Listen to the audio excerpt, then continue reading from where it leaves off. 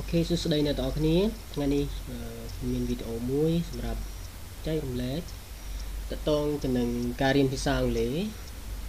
ហើយថ្ងៃនេះផងដែរគឺយើងនឹងសិក្សាអំពីពាក្យដែលយើងប្រើប្រាស់ជាប្រចាំថ្ងៃដែលភាគច្រើនយើងតែងតែប្រើប្រាស់វា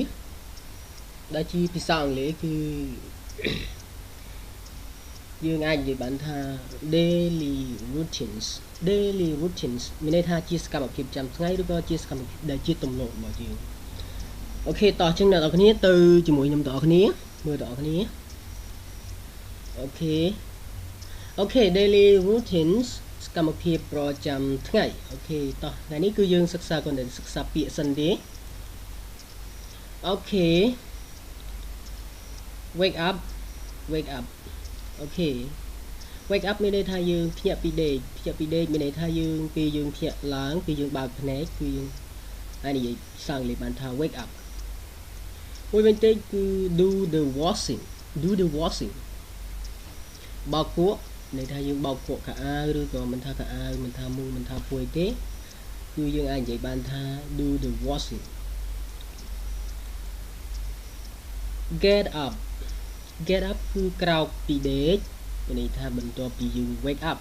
ភ្ញាក់ពីដេកហើយគឺយើង get up គឺយើងក្រោកពីដេកមានន័យថាយើងឡើងចេញពីកន្លែងដំណេករបស់យើង have a break សម្រាកអូខេសម្រាកមានន័យថាយើងពីយើងធ្វើការអស់កម្លាំងនឿយហត់អីចឹងទៅគឺយើងត្រូវការសម្រាកអញ្ចឹងគេថាសម្រាកគឺ have a break ទៅមុខទៀត make the bed មានន័យថាគឺរៀបចំគ្រែអូខេឬក៏រៀបគ្រែរបស់យើងរៀបទៅគឺរៀបកន្លែងគេងរបស់យើងបន្ទាប់ពីយើង wake up get up ហើយគឺយើង make the bed អូខេរៀបចំកន្លែងគេងឬក៏រៀបគ្រែរបស់យើង other go shopping មានន័យថាដើរផ្សារគឺយើងទៅផ្សារដើរអាចថាយើងទៅទិញទំនិញឬក៏ដើរផ្សារនៅផ្សារគេថា go shopping ទៅដើរផ្សារអូខេ have a shower អូខេ have a shower មានន័យថាងូតទឹក do the cooking ចម្អិនម្ហូប have a bus អូខេ have a bus គឺងូតទឹកដូចគ្នា wash the dishes អូខេ wash the dishes មានន័យថាលាងចានឆ្នាំងអូខេ get dressed អូខេ get dressed ស្លៀកពាក់ phone people មានន័យថាទេទូរស័ព្ទមានន័យយើងទេទៅនរណាម្នាក់គឺនិយាយថា phone people have breakfast អូខេ have breakfast គឺហូបអាហារពេលព្រឹក watch TV មើលទូរទស្សន៍ read the news អូខេ read the news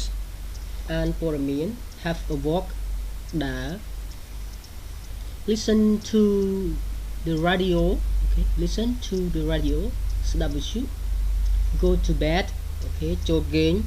ឬក៏អាចនិយាយដូចថា go to sleep ដូចគ្នាអូខេ go to sleep ឬមួយក៏ go to bed ចូលគេងឬក៏ចូលដេក go to school ទៅសាលា make breakfast អូខេ make breakfast គឺចម្អិនអាហារពេលព្រឹក go to work ទៅធ្វើការ make lunch ចម្អិនអាហារពេលថ្ងៃត្រង់ wait for the bus អូខេចាំឡានក្រុង eat ឬមួយក៏ have breakfast ដូចគ្នាហូបអាហារពេលព្រឹកកន្លែងនេះមានន័យថា eat breakfast ស្មើជាមួយនឹង have breakfast អូខេ take the taxi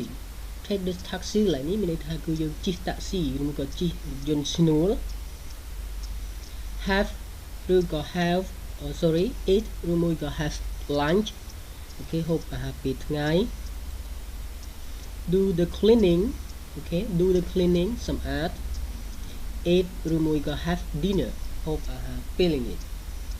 អូខេនេះគឺជាពាក្យមួយចំនួនដែលខ្ញុំបានរៀបចំឡើងសម្រាប់ការអនុវត្តទៅលើការប្រើប្រាស់ជាប្រចាំថ្ងៃជាភាសាអង់គ្លេសដូចជាពាក្យថា wake up អូខេភ្ញាក់ពីដេក get up ក្រោកពីដេក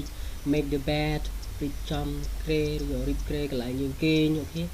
have a shower ងូតទឹក have a bus ងូតទឹក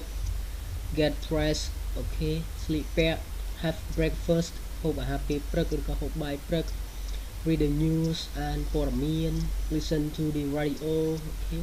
go to school ទៅសាលា go to work ទៅធ្វើការ wait for the bus take the taxi do the cleaning do the washing បោកគក់ have a break សម្រាប់ go shopping ដើរផ្សារ do the cooking ចម្អិនម្ហូប wash the dishes លាងចានឬក៏លាងឆ្នាំង phone people ទេទូរស័ព្ទ watch TV មើលទូរទស្សន៍ have a walk ដើរ go to bed ចូលគេង make breakfast ចម្អិនអាហារពេលព្រឹក make lunch ចម្អិនអាហារពេលថ្ងៃត្រង់ okay eat មួយក៏ have breakfast ហូបអាហារពេលព្រឹក eat ឬមួយក៏ have lunch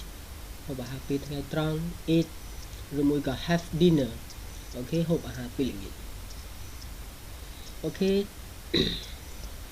ថ្ងៃនេះគឺខ្ញុំចង់បង្ហាញអ្នកទាំងអស់គ្នាគឺត្រឹមតែប៉ុណ្ណឹងហើយបើសិនជាមានចម្ងល់ផ្សេងៗទាក់ទងជាមួយនឹងពាក្យដែលប្រើប្រាស់ជាប្រចាំថ្ងៃឬក៏ទាក់ទងជាមួយនឹងវីដេអូនេះគឺអាចមិនសួរយើងបានយើងនឹងឆ្លើយតបទៅតាមអ្វីដែលអ្នកទាំងអស់គ្នាបានសួរOkay, thank you for watching and learning with this video អរគុណច្រើនសម្រាប់ការ